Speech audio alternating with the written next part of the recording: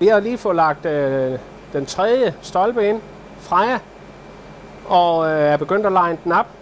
Og der har vi fået lavet sådan et par beslag til fra vores lokale smed, så at vi kan hænge den op, og så vi kan dreje den rundt, når den er blevet bearbejdet på den ene side. Så har vi, for at vi har kunne lave det her, der har vi måttet lave en lem i vores fræser.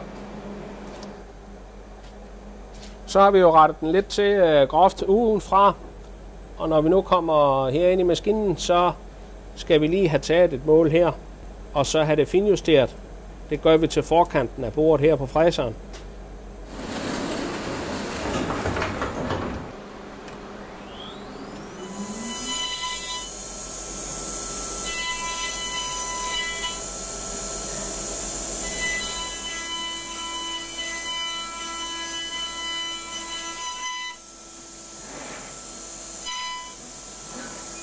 Det er jo en 5-akset CNC, der får sine informationer over fra computeren. Og der har vi så et CAD-CAM-system, at vi programmerer de tegninger, vi har fået fra arkitekten. Og det omsætter det så ind til det, fræseren den laver. Vi er jo ved at fræse stolpe 3.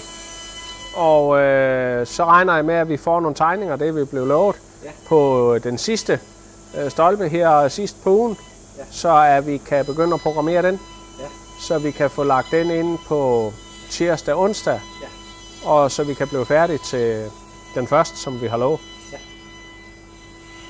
Det vil sige, at Kasper sidder derhjemme og arbejder med tegningerne nu?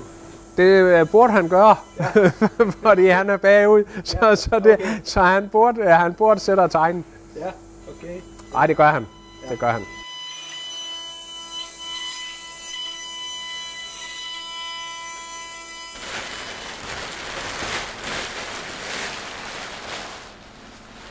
Der har vi så de 2 første højsædestolper, som vi har fræst.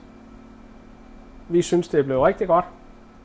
Jamen, der er gået mellem 75 og 80 fræsertimer i hver stolpe. Og så har vi programmeret i 50 timer på hver. Og vi er jo i fuld gang med nummer 3. Den ligger inde i fræseren.